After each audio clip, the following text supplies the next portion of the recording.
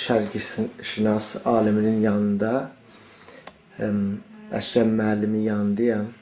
Buna görə ki, Azərbaycanın milli hökuməti barəsində çoxlar mətləb yazılıb. O cümlədən bizim yazıcı və şairimiz Əlirza, Miyanalı Əlirza təzə bir 2 cildli kitab 21 Azər Milli Hərəkətinin rabitəsində ona səbəb bir kitablar çıxardıb.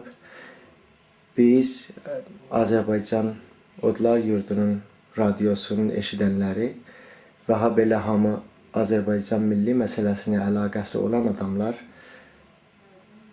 sizin nəzərinizə əgər eşitsələr çox məmnun olarıq və tarixi nəzərdən Milli Azərbaycan hərəkətinin və ha belə bu yazının barəsində əgər bizə məlumat versəz, Əşrəm müəllim çox məmnun oluruq ki, mikrofonu sizə tapşıraq və qulaq asaq ki, sizin təcrübəz o rabitədə və ha belə bu kitabla bağlı olan nə məlumat versəz, biz çox məmnuniyyətimizi göstəririk sizdən. Məmnuniyyətlər, çox sağ olun. Əvvələn, icazə verin mən sizin radio vasitəsilə vətəndən uzaqda yaşayan həmvətənlərimi, soydaşlarımı bu yeni il münasibəti ilə, Novruz bayramı münasibəti ilə ürəkdən təbrik edeyim. Onlara hər şeydən əvvəl qurbət ildə can sağlığı, xoşbəxtlik və ürəklərində gəzdirdikləri vətən arzusu, azadlıq istəyinə qovuşmağı diləyim. Əlbəttə, mənim bugünkü söhbətim mənə çox yaxın olan bir mövzuda yazılmış kitab haqqında olacaq.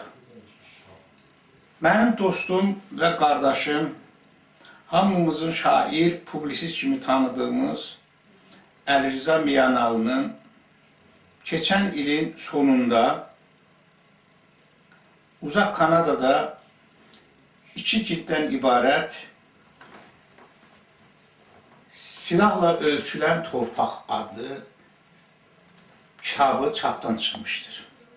Bu kitab 1324-25-ci illərdə Cənubi Azərbaycanda baş vermiş xalq hərəkatı, yəni 21 Azər hərəkatı və bu hərəkatın nəticəsində yaranmış Azərbaycan Milli Hökumətinin fəaliyyətinə, onun gördüyü tədbirlərə aiddir. Kitabın haqqında danışmamışdan əvvəl mən bu mövzunun vacibliyini, aktuallığını və bugünkü və gələcək nəsillər üçün nə qədər gərəkli olması haqqında bir neçə kəlmə demək istəyirəm. Bu, ona görə demək istəyirəm ki, ümumi dünya tarixində 21 Azərə oxşar hərəkatlar olub, müxtəlif ölkələrdə, müxtəlif xalqlarda. Ancaq bizim vətənimiz olduğuna görə və biz o hərəkata bağlı olduğumuza görə demirik, həqiqət naminə deməliyik ki, bu hərəkatlar, başqa ölkələrdə olan hərəkatlar tez bir zamanda unudulmuş, tarixin səhnəsindən silinmiş və insanların hafizəsindən uçub getmişdir. Çox qəribə də olsa, belə bir məntiqi vəziyyət yaranır ki, biz 21 Azərdən uzaqlaşdıqca sanki ona yaxınlaşırıq. Bu yaxınlaşmada biz onun əzəmətini, 21 Azərin qüdrətini, onun xəlqliyini, onun milli zəmində baş verən milli bir hərəkat olduğunu və az bir müddət içərisində, yəni 365 gün yaranmış bir hökumətin 20-25 il ərzində Pəhləvilər rejimini görə bilmədiyi tədbirlərin həyata keçirilməsinə şahid oluruq. 21 Azər mövzusu dildən düşmür, alimlərin tədqiqatından düşmür, həm düşmən tərəfdə, həm 21 Azəri sevərlər tərəfində. Bunun mühüm səbəblərindən biri odur ki, 21 Azərin bizə qoyub getdiyi irs, Azərbaycan torpağına səpdiyi toxumlar yaşayır, çürümür. Və bu, əgər düşməni həddindən artıq qəmgin edirsə də, həddindən artıq düşməni narahat edirsə, biz 21 Azər nəslini sevindirir ona görə ki, biz indiki nəsil və bizdən sonra gələn nəsillər 21 Azər hərəkatının o təravəti ilə, hissi ilə yaşayacaq. Məsələ buradadır ki, 21 Azər hərəkatı haqqında, Azərbaycan Milli Hökuməti haqqında, onun gördüyü sosial, ictimai, mədəni, iqtisadi tədbirlər haqqında az yazılmayıb.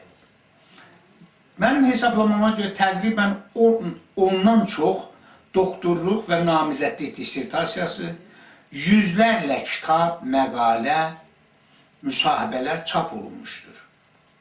Ancaq məsələ buradadır ki, Əli Rza qardaşımızın bu yazdığı kitabın indiki zamanda üstünlüyü nədən ibarətdir?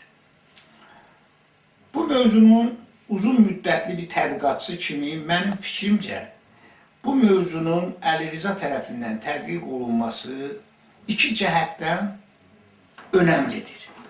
Birinci ondan ibarətdir ki, 21 Azəri ləkələyənlər, ona böhtan atanlar, onu hansısa da ikinci bir dövlətin fərmayışı ilə, buyruğu ilə baş verdiyini söyləyənlər bu günə qədər var. Hətta elələri var ki, ümumiyyətlə 21 Azərin milli zəmində baş vermədiyini, 21 Azərdəki fədailərin hətta fədai paltarı girmiş Rus soldatları olmasını, 21 Azərdə fədailərin əldə tutduqları silahların hamısını Ruslar verdiyini və s.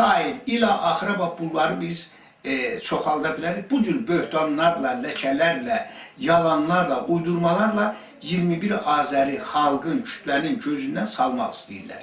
Ancaq məsələ budur ki, günəşin qabağını əllə almaq mümkün olmadığı kimi, saxlamaq mümkün olmadığı kimi, həqiqət elə bir şeydir. O gec-tez üzə çıxır. Və doğrudan da indiki zamanda 21 Azərlə bağlı həqiqətlər təzə-təzə üzə çıxır. Və biz görürük ki, bu hərəkat düzdür. Buna müəyyən dərəcə ikinci bir qüvvə kömək etmişdi mənəvi cəhətdən. Və hətta mən deyə bilərdim ki, belə silah cəhətdən də kömək etmişdi. Ancaq qardaşım, əzizim, bunu həm düşmənlərimizə deyirəm, həm dostlarına, həm də eşidənlərə deyirəm. Silah olmaqla iş bitmir. Silahı əldə tutmaq adam lazımdır. Yəni, həvəs lazımdır. O silahı əldə tutub, vətənin azadlığı uğrunda vuruşsun, qurtuluş uğrunda vuruşsun. Bax, bu bizim xalqımızda var idi. Əfqanistanda da Sovetlər silah verdi. Və nə oldu axırı? Deməli, silah verməklə və ya Sandino hərəkatını götürək. Sandinoya da silahlar verildi. Və necə oldu? Və başqa bu cür misalları çoxaltmaq olar. Silah verməklə iş qutarmır. Mənəvi yardımla iş qutarmır. Əgər millətin qəlbində azadlıq təşkəsi olmasa. 21 Azər, biz deyirik milli zəmin, bu milli zəmin 20-ci əsrin əvvəllərində məşrutə hərəkatından başlayıb. Sonra Şeyx Məhəmməd Xiyabani hərəkatında davam etdirib. Əslində baxsan 21 Azər hərəkatı, məşrutə hərəkatında, Xiyabani qiyamında millətimizin nail ola bilmədiyi arzuları, istəkləri həyata keçirən bir hərəkat olmuşdur. Əli Rza'nın kitabında, deməli, birinci cəhət budur ki, Əli Rza bu kitabındakı faktlarla, sənədlərlə, mədrəklərlə, ortaya gətirdiyi dəlillərlə düşmənlərə sübut etmək istəyib ki və sübut edib ki, 21 Azər heç kəsin fərmayışı ilə olmayıb, 21 Azərdə həlledici qüvvə xalq kütləsi olub, təsir edici, ətrafdan təsir edici, ikinci, üçüncü dərəcəli olub bu. Ancaq bu məsələni təsir edici qüvvəni həlledici qüvvə kimi qələmə verib milləti çaşdırmaq, onu azdırmaq, bu ancaq düşmənlərimiz işidir. Çox təəssüf ki, bu günə qədər o düşmən tərəfinin təşəbbüsü davam edir. Bunun da əsas səbəbi odur ki, onlar 21 Azər toxumunun Azərbaycanda qaldığını və imkan düşəndə bunu güyərəcəyini və bəhrə verəcəyini bilirlər. Əli Rza qardaşımızın kitabının ikinci məziyyəti, ikinci keyfiyyəti ondan ibarətdir ki, bu kitab geniş bir ədəbiyyat mənbələr əsasında yazılıdır. Yəni, mən təqribən burada hesabladım, 6-700 mənbəyə bu adam müraciət edib. Bu böyük zəhmət, həddən artıq böyük zəhmət tələb edir. Bu böyük zəhmət, o zaman insan belə zəhmətə qatlaşa bilər ki, o köksündə bir vətən, xalq məhəbbəti gəzdirsin. Bizim şair, publisist dostumuzun köksündə vurulan ürək, vətənin həsrəti ilə, vətənin azadlığı ilə, millətinin qurtuluşu ilə vurduğuna görə, döyündüyünə görə, o belə bir ağır zəhmətə qatlaşıb, bu 600-700 mənbəni hər birinə baş aparmışdır. Kitabda mənim xoşuma gələn başqa bir cəhət də var. Kitabda xeyli miqdarda hərəkat iştirakçılarının, fəallarının və hərəkat rəhbərlərinin xatirələrində olan çox tutarlı faktlar, necə deyərlər, elmi dövrüyə gətirmişdir. Yəni, oxucuya təqdim olunmuşdur. Bax, bu cəhət indiyə qədər yazılmış kitablardan bu kitabı fərqləndirir. Ona görə ki, bu xatirələrdə böyük həqiqətlər var. Bu xatirələr bilavasitə iştirakçıların qələmindən çıxdığına görə, onların dedikləri olduğuna görə bunlar çox real, əhəmiyyətli və dəyərli faktlardır. Əli Rza müəllimin bu kitabında başqa keyfiyyətlər də var. Əlbəttə, biz bu kiçik verilişdə bu kitabın hamısını əhatə edə bilməzdik. Mən öz dediklərimi, indi bu günlərin bu televizyonun qarşısında dediklərimi rəy kimi mən yazmışam və başqa yoldaş da Bakıda yazıb məcəllədə çap etdirmiş. Hələ bundan sonra da bu kitabın əks sədası çox-çox yerlərdən gələcək. Kitabda milli hökumətlə bağlı, Azərbaycan milli hökuməti ilə bağlı, onun iqtisadi, mədəni, ictimai sahələrdə gördüyü bütün tədbirlər kitabda öz əksini yığcam şəkildə tapmış və bu tədbirlərin Azərbaycan xalqının həyatında, onun inkişafında nə qədər böyük rol oynadığını və nə cür güclü izlər qoyub getdiyi kitabdır. Hər sətrində oxuduqca bizə bəlli olur. Mənim xoşuma gələn cəhətlərdən biri kitaba yazılan müqəddimədir. Ağay mühəndisin yazdığı bu müqəddəmədə çox qəribə bir suallar ortalığa qoyulur. Yəni qəribəlik odur ki, məntiqi suallar qoyulur və o suallara sanki elə bir ki, müəllifə deyir ki, sən bu suallara cavab verməlisin.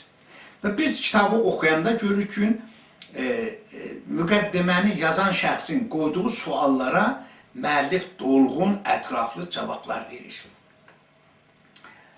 Mən nə deyərdim? Mən deyərdim ki, Əli Rza Miyanalının bu kitabı Güney Azərbaycan şünaslıqda, xüsusən 21 Azər hərəkatının tədqiqi sahəsində yekunlaşdırıcı bir əsərdir. Yəni, bu kitabda 21 Azərin elə bir cəhəti qalmır ki, Əli Rza ona toxunmamış olsun və onu oxucusuna təqdim etməmiş olsun. Arzu edərdim ki, kitab təkcə ərəb əlifbasında olmasın. Bu, Quzey Azərbaycanda da geniş oxucu kütləsi bu kitabdakı həqiqətlə tanış olmaq üçün kitab ərəb əlifbasından, yəni əski əlifbadan Latın əlifbasına çevrilsin. Və bir də arzu edərdim ki, kitab yaxşı olardı farsca və mümkün olsa Avropa dillərində tərcümə olunaydı ona görə ki, Fars şovinistləri bu kitabı oxuyub, başa düşsünlər ki, onların dediyi cəfəngiyyatdan başqa bir şey deyil. Onlar böhtan, iftiradan başqa 21 Azər haqqında bir şey deməyiblər. Həqiqət bu kitabda toplanıb. Ona görə bu kitabda toplanıb ki, kitab 2-ci, 3-cü, 4-cü mənbələrə yox, elmi tədqiqatda çox böyük əhəmiyyət kəsb edən birinci mənbələr, ilk mənbələrdən götürülür. Bu cəhətdən kitab əvəz olunmazdır. Və mən istərdim ki, bunun kitabı fars dilində də, mümkün olsa ingilis dilində də bunun tərcüməsini görək. Bu 21 Azər hərəkatını, Azərbaycan Demokrat Firqəsinin yaranmasını, Azərbaycan Milli Hökumətin yaranmasını, Milli Hökumətin hərəkət verici qüvvələrini, Milli Hökumətin təqib etdiyi hədəfləri bütün dünya ictimaiyyətinə çatdırmış olsun. Bu dəyərli kitabın ortaya çıxması münasibəti ilə qürbət eldə yaşayan şair dostumu mən ürəkdən təbrik edirəm. Onun bu tədqiqatçılıq məharətinə mən belə heyran qaldığımı bildirirəm, açığını deyim. Və arzu edərdim ki, Əli Rza müəllimin qələmi həmişə iti və xalqı üçün, xalqının azadlığı üçün bundan sonra daha bundan böyük, daha geniş, daha ətraflı əsərlər ortaya çıxarda bilsin, çıxarsın. Sizin hamınıza mən təşəkkür edirəm. Hamınızı böyük Allaha tapşırıram. Sağ olun.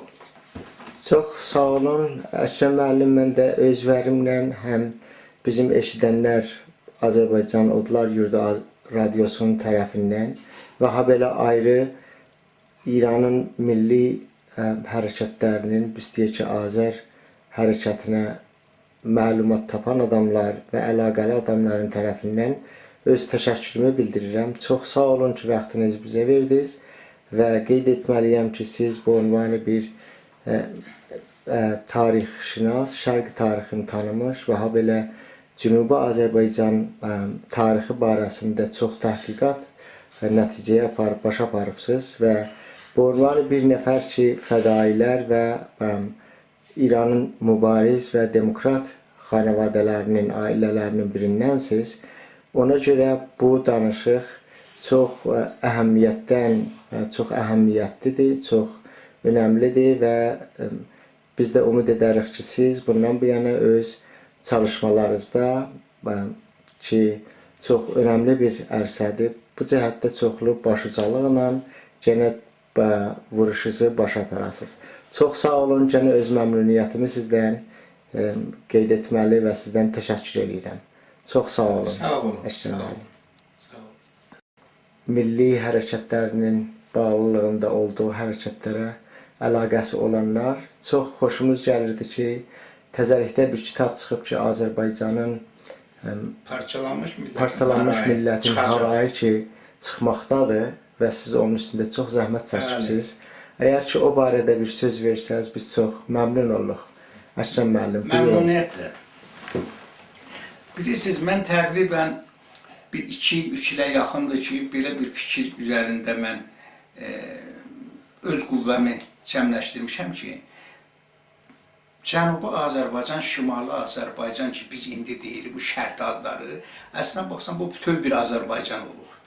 Bu, hamımıza məlum olduğu kimi 1813-cü il Gülüstan müqaviləsi ilə, 1828-ci il Türkmənçay müqaviləsi ilə iki imperiya arasında parçalanıb bölünübdür.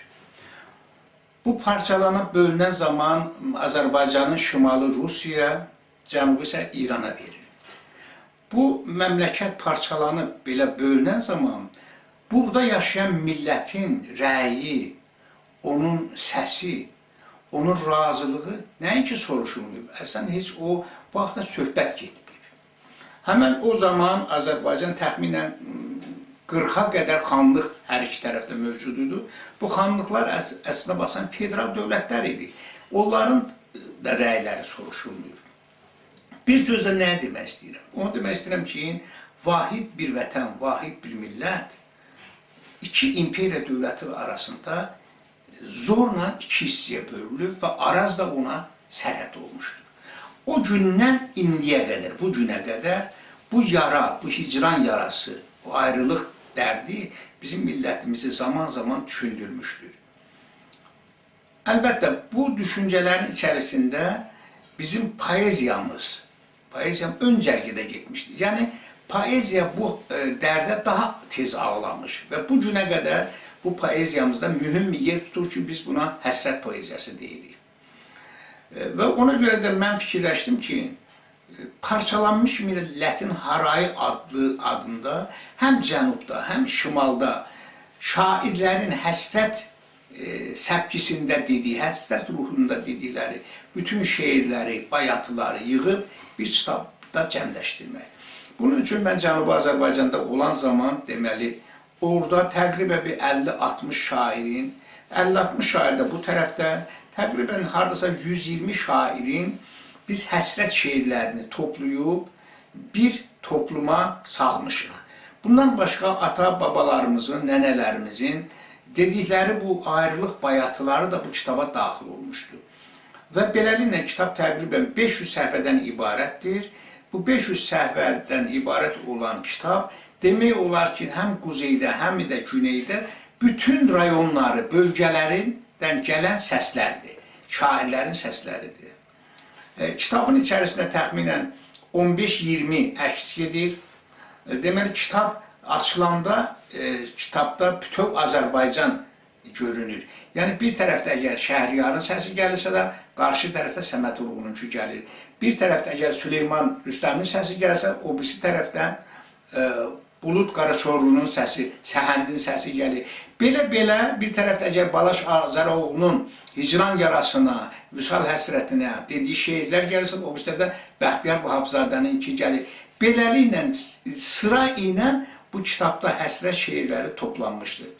Kitab əlbəttə, kitab haqqında biz danışdıqda, gərək kitabın özü ortalıqda ola ki, oxucu görə ki, bu kitab nə dərəcədə indiki zamanda bizim milli oyanışımıza, xalqımızın maariflənməsinə və xüsusən bu mövzunun qabardılması üçün gərəkli bir mövzudur, gərəkli bir temadır. Ona görə də bu kitab artıq hazırdır, kitab kompüterdə yığılıb, deməli 500 şairin, 500 səhifədən ibarət, təxminən 120 şairin burada şeirləri var, əksləri var, qısa tərcümə halları var. Bundan əlavə kitabın tərtibatçısı kimi mən ona bir 12 səhifəlik müqəddimə yazmışam. Bu kitabın ortalığa çıxması bütün dünya miqyasında, bütün ölkələrə parçalanmış bir millətin olduğunu bildirəcəkdir. Və kitabda o müqəddimə hissəsində də var, şeirlərin içərisində də gedir ki, bəs bu parçalanma nə üçün beynəlxalq təşkilatların diqqətini cəlb edəmir? Nə üçün insan hüquqlarından, insan haqlarından danışan dövlətlər, təşkilatlar bu parçalanmış millətin birləşməsi haqqında, bunun arasında olan sərhədlərin götürülməsi, tikanlı məftillərin götürülməsi, get-gəlin sərbəst olması haqqında nə üçün az da olsa bir iqdam eləmirlər? Məsələ burasındadır ki, Avropa ölkələrində bir ölkədən başqa ölkəyə getmək tam sərbəstdir, heç kəs mane olmur. Ancaq biz doğma vətənin bir tərəfindən, o bir tərəfinə getdikdə və ya burada onun bir toyunda, bu qohum o toyda ya hər hansı şər işində iştirak etmək üçün gərək hansısa da bürokratik əngəllərdən, bürokratik maneələrdən keçib, vizalar və s. ilə axır. Məsələ buradadır ki, kitabda o müqəddimə hissəsinə və şeirlərdə də bu məsələ qaldırılır ki, beynəlxalq təşkilatların qarşısında bu məsələ qaldırılmalıdır ki, parçalanmış xalqlar sırasında Azərbaycan xalqının bu faciəsi ortalığa gətirilsin. Mən belə güman edirəm, tərtibçi bir müəllif kimi, əgər bu kitabı biz çap edib ortalığa gətirsək, kitab çox böyük səs salacaqdır, həddindən artıq. Yəni, səs salacaq millətimizin oyanması, millətin mübarizəyə qoşulması və bu mövzunun, yəni Azərbaycan mövzusunun qabardılması cəhətdən çox önəmli olacaqdır. Lakin bir şey demək istərdim ki, və sizin radyodan mən istifadə edib, bütün dinləyicilərimizə, vətəni sevərlərə, vətənin bütövlüyünü istəyənlərə, bu hicran dərdinin aradan qalxmasını, vüsal həsrətinə yetişmək istəyənlərə müraciət edərdim ki, kitabın çapı üçün maddi vəsaitimiz çatışmır. Odur ki, hansı soydaşımızın bu işdə az da olsa, çox da olsa bizə köməkliyini biz çox yüksək qiymətləndirərdik. Bu millətimizin milli oyanışında, həsrət poeziyamızın xalqa, kütləyə çatmağında ən dəyərli kömək hesab edərdik. Mən güman edirəm ki, mənim səsimi eşidənlər, məni dinləyənlər, imkanı olan adamlar öz yardım əlini uzadıb bu kitabın ışıq üzü görməyinə kömək edəcəklər. Sağ olun, var olun. Çox sağ olun Əşrəf müəllim. Mən də öz təşəkkürümü sizdən bildirirəm və belə bu şərəfli mübarizə yolunda sizə başlıcalıq və müvəffəqiyyət arzu edirəm. Bu ümid edirəm ki, bizim milli hərəkətin əlaqəməndiləri, millətin sərnişinə əlaqəsi olanlar bu əhəmiyyəti bilib və onu bilərək köməklik edirlər və biz bu kitabı yaxın gələcəkdə çap olmuş və millətimizin əlində görək. Çünki əgər bir millət istəsə haqlarına yetişə, əvvəl öz tarixin, öz həsrətlərin, öz başına gəldiyi müsibətləri tanıyıb və onların üzündən bir işıq gələcəyə çalışmalıdır. Çox sağ olun. Mən yenə sizdən təşəkkürümü bildirirəm. Sağ olun. Çox sağ olasınız.